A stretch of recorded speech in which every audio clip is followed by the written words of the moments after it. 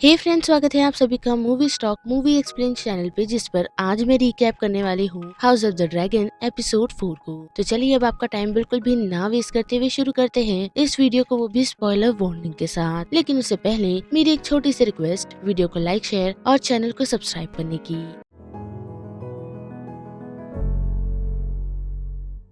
Fourth episode की शुरुआत हमें प्रिंसेस रनीरा से दिखाई जाती है, जो अपनी शादी के लिए हस्बैंड को चूज करने के लिए पहुंची है। लेकिन वह उसे कभी काफी एजेड तो काफी उम्र से कम लड़के नजर आ रहे हैं, जिस कारण से वो उस रूम को छोड़कर अपने किंग्स गार्ड के साथ निकल जाती है। लेकिन जाते वक्त हमें दो लोगों के बीच लड़ाई दिखाई जाती है, जिस लड़ाई में हम उसी लड़के को देख सकते हैं जिसकी उम्र कम है, और वो उस स्वॉर्ड फाइट में सामने वाले शख्स की जान ले लेता है। जिसे देख हमें ये तो समझ आ गया है कि रनीरा की चॉइस क्या है। और जब वो वापस अपने घर आ रही होती है तो उसी दौरान वो डीमन के ड्रैगन को देख सकती है, जो उसकी शिप से काफी क्लोज होकर गुजरा है, क्योंकि उनकी शिप डीमन के ड्रैगन से पूरी तरह हिल गई है। जिसके बाद हम सभी लोगों को थ्रोन हॉल में जमा होते हुए देख सकते हैं, जहाँ पर डीमन अपने किंग वेजेरी को उन क्रैब फीडर की एग्स देता है, ताकि वो उस एग्स को अपनी आयरन थ्रोन में सजा सके। साथ ही वो उस चीज का भी साइन है कि उसने उन क्रैब फीडर्स की आर्मी को डिफीट कर दिया।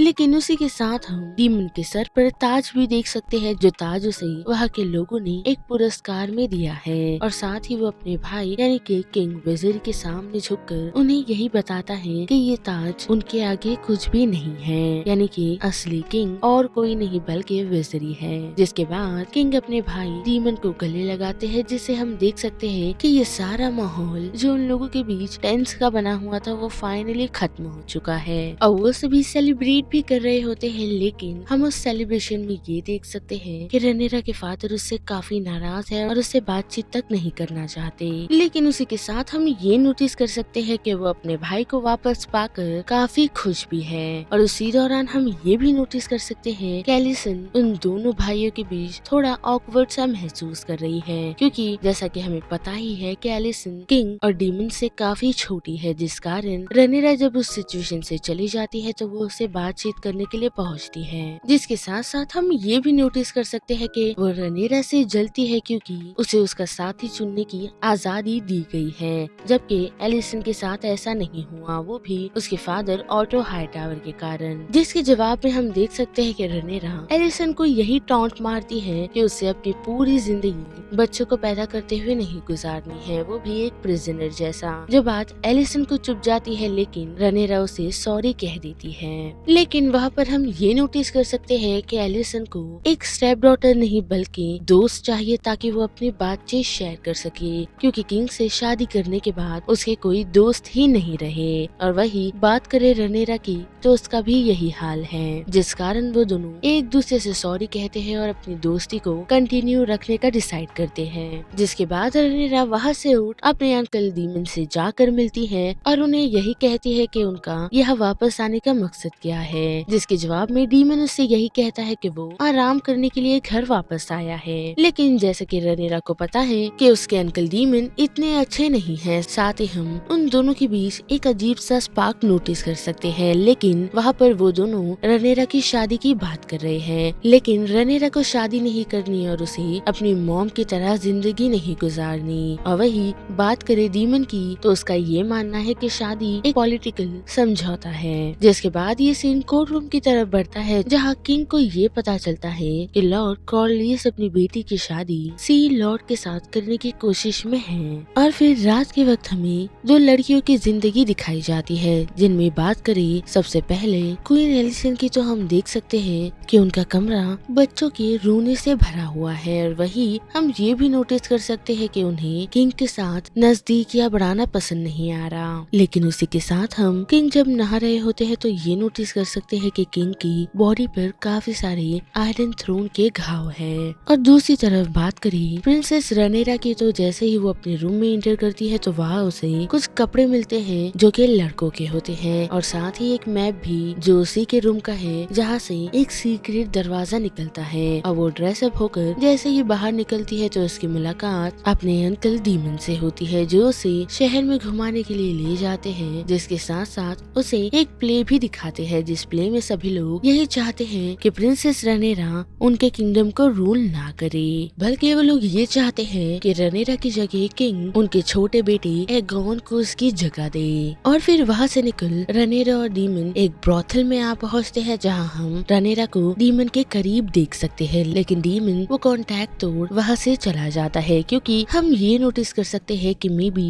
डीमन को रनेरा के लिए फीलिंग्स है, जिस कारण रनेरा भी वहाँ से निकल सीधा अपने रूम में आ पहुँचती है, जिसे देख उसका किंग्स गार्ड काफी शौक है, यानी कि सर क्रिस्टन काफी शौक है, क्योंकि वो फ्रंट के गेट से वापस अंदर गई है। और अंदर जाने के बाद हम देख सकते हैं कि वो सर क्रिस्टन को उसके रूम में बुलाती है, क्योंकि वो उसकी हेल्थ को लेकर काफी वरीड है। लेकिन हम देख सकते हैं कि रनेरा सर क्रिस्टन के करीब आने की कोशिश करती है, जिसमें वो कामयाब भी होती है, और हम देख सकते हैं कि वो दोनों एक क्वालिटी टाइम स्पेंड करते हैं। और इस दोनों सीन से हमें ये समझ आया है कि क्वीन एलिसन को उस चीज के लिए फोर्स किया गया था, और यही बात करी प्रिंसेस रनेरा की तो उसकी सिचुएशन क्वीन एलिसन से बिल्कुल ही अपोजिट है। और फिर दूसरे दिन हम देख सकते हैं कि डीमन की आंख उसकी मिस्ट्रेस मिजोरी के रूम में खुली है, जो डीमन से काफी नाराज है। और वही बात करें किंग की, तो हम देख सकते हैं कि ऑटो हाई टावर को प्रिंसेस की वो इन्फॉर्मेशन मिल चुकी है, जो जाकर वो सीधे किंग को बताता है कि उसे ये पता चला है कि प्रिंसेस रनेरा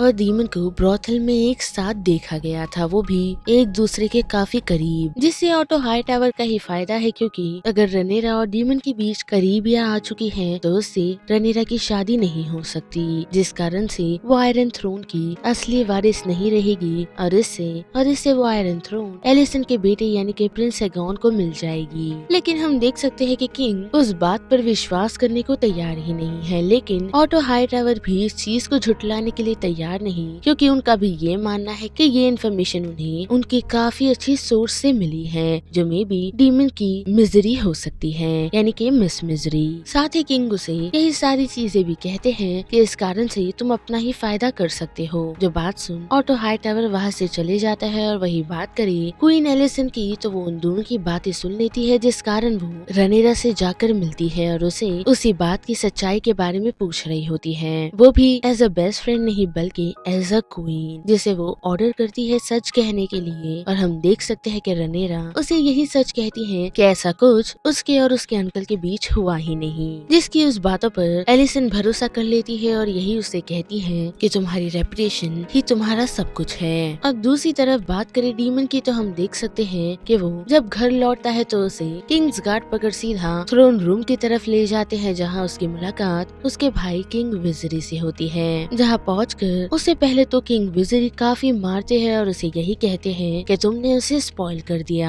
जो बात सुनते ही डीमन को सच कहना चाहिए था, लेकिन वो किंग विजरी को ये कहता है कि उसने कुछ गलत नहीं किया, बल्कि उसे अपनी बेटी की शादी डीमन से करवा देनी चाहिए। लेकिन किंग का जवाब ना ही होता है, क्योंकि उनका यही मानना है कि डीमन उससे प्यार नहीं करता, बल्कि उस आयरन थ्रोन से प्यार करता है, जिस कारण वो रनेरा को इस्तेमाल कर रहा है। और वो यहाँ से निकल क्वीन एलिसन से मिलते हैं, जिसका यही मानना है कि प्रिंसेस रनेरा स्पॉइल नहीं हुई, बल्कि उसे उस पर पूरा भरोसा है, जबकि डेफिनेटली हमें पता है कि ऐसा नहीं है, जिस कारण किंग रनेरा को बातचीत के लिए अपने रूम में बुलाते हैं, जहाँ हम वही फेमस डैगर को नोटिस कर सकते हैं। और जब रनेरा उस डैगर को उठाने ही वाली होती है, तो उसके डैड उसे रोकते हुए यही बताते हैं कि ये डैगर उनके खानदानी डैगर है, जिसके साथ साथ उस डैगर पर कुछ लिखा भी होता है, जिसे रनेरा पढ़ती है, जिस पर किसी तरह की प्रोफेसी को लिखा गया है, जो ये है From my blood come the prince that was promised,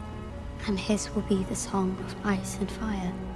जिसे पढ़ने के बाद किंग अपनी बेटी को यही बताते हैं कि इस ड्रैगन के साथ रिस्पॉन्सिबिलिटी दी गई है, जो अब उसके कंधों पर है। साथ ही उन्होंने अब ये डिसाइड कर लिया है कि प्रिंसेस रनेरा की शादी लेनोर वलेरियन से होगी, जिसे वो एक्सेप्ट करने को तैयार तो है, लेकिन उसी के साथ वो अपने डैड को ऑटो हाई टावर के लिए वॉर्न भी करती है, क्योंकि उसका ये मानना है कि ये सारी चीजें ऑटो की ही की गई है, जिस कारण किंग ऑटो को बुलाकर उससे अपनी कुछ पुरानी बातें करते हैं, और साथ ही उसे उसकी पोजीशन से निकाल देते हैं। लेकिन जैसा कि हमें पता है कि ऑटो हाईटावर इतनी शांति से बैठने वाला शख्स नहीं, और उसी के साथ हम देख सकते हैं कि रनेरा को ग्रैंड मास्टर की तरफ से एक टी आती है जो उन्हें उसके डैड ने भेजने के लिए कही थी, जिस टी को में भी मून टी कहा जाता है, जिससे रनेरा के अंदर कोई भी अनवांटेड चीज होगी तो वो उससे बाहर आ जाएगी। लेकिन रनेरा को उस टी को पीते हुए दिखाया नहीं गया। और यहाँ पर house of the dragon episode 4 का ये पूरा रिकैप खत्म होता है, जिस बारे में अब आप सभी की क्या राय बनती है उसे लेकर आप मुझे कमेंट सेक्शन में बता सकते हो। साथ ही वीडियो आपको पसंद आई तो वीडियो को लाइक, शेयर और चैनल को सब्सक्राइब करना मत भूलिएगा। बाकी मैं मिलूंगी आपको फिर किसी मूवीज या सीरीज के रिकैप के साथ। तब तक के लिए आप movie stock movie explain channel के बाकी वीडियोस को एंजॉय कीजिए। Till then bye.